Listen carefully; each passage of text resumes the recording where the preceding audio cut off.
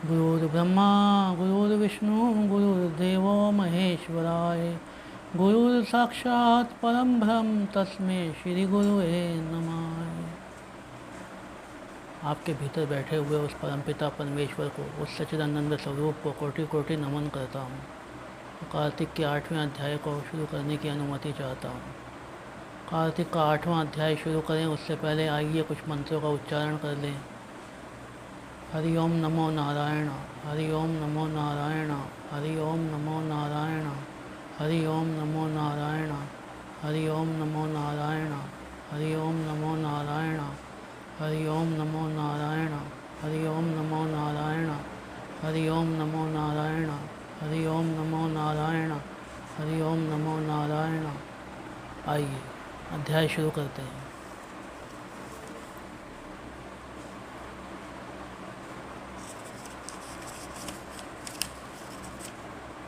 नारद जी बोले, हे राजन, मैं कार्तिक के व्रतों का संक्षेप में उद्यापन सुनाता हूँ।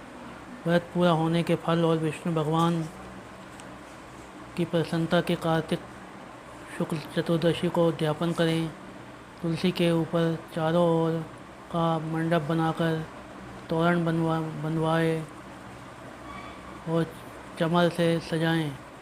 चारों द्वार पर मिट्टी के बने पुष्पशील सुशील जय और विजय द्वारपालों का पूजन करें और तुलसी के पास 4 रंगों से सुशोभित सर्वतोभद्र चक्र बनवाएं।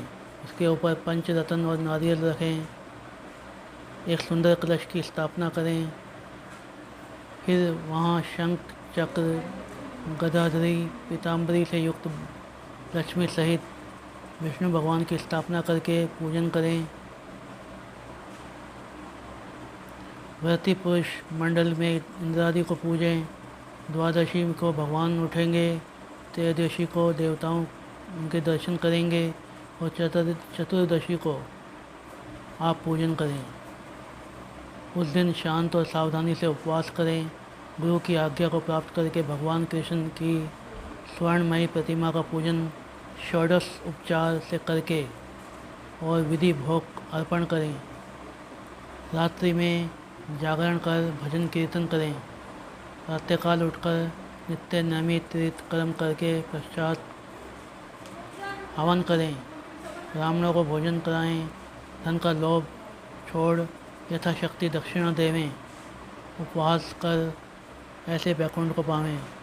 वैकुंठ चतुर्दशी के महात्म्य को देवता और शेष जी 100 वर्षों में नहीं कह सकते। जो भगवान चक्रपाणि के जागरण में भक्तिपूर्वक आंगन में गायन और नृत्य करते हैं, उनको सब गौओं का दान करने का फल मिलता है। उसी दिन विष्णु भगवान मत्स्य स्वरूप हुए थे, अतः उनको प्रसन्न करने के लिए इस तिथि में उन ब्राह्मणों को खीर आदि का अन्न भोजन कराएं तथा अंतो देवा मंत्रों से तिल और खीर का हवन करें। तत्पश्चात यथाशक्ति दक्षिणा दें और नमस्कार करें, जिसके करने से अक्षय फल मिलता है। फिर विधि पूर्वक कपिला गौ का पूजन करें और उपदेश करने वाले गुरु को सपत्नीक वस्त्र आभूषण से सुसज्जित कर समापन कराएं।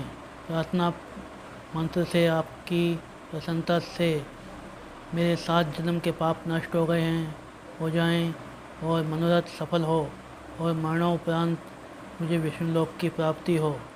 ऐसे उन ब्राह्मणों से क्षमापन करा के प्रसन्न कर पूजा करें। सामग्री को गौ के समेत गुरु को निवेदन करें। फिर अपने बांधुओं सहित स्वयं भोजन करें। कार्तिक की और माघ की यही विधि है। ऐसे समय रीति से कार्तिक का व्रत करने वाले संपूर्ण कामनाओं से युक्त विष्णु भगवान के समीप चले जाते हैं। इति श्री 8वां अध्याय समाप्तम। तो इस अध्याय में यह बताया गया है कि कार्तिक व्रत का समापन किस प्रकार करना चाहिए, उद्यापन किस प्रकार करना चाहिए। हमें चतुर्दशी को पूजन करना होता है। अच्छे से मंदिर को सजाकर, तुलसी माता को सजाकर जिस विधि से आपको समझाया गया है उसी विधि से आप पूजन करें। गायन वादन भजन आदि करते हुए ब्राह्मणों को भोग लगाएं और उसके ब्राह्मणों को खिलाने पिलाने के बाद, दक्षिणा देने के बाद, विदा करने के बाद परिवार सहित खुद भोजन करें।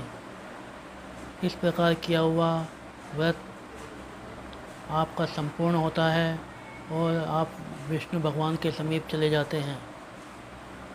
इससे पहले कि कथा का विराम हो, आइए 3 मंत्र का उच्चारण करें।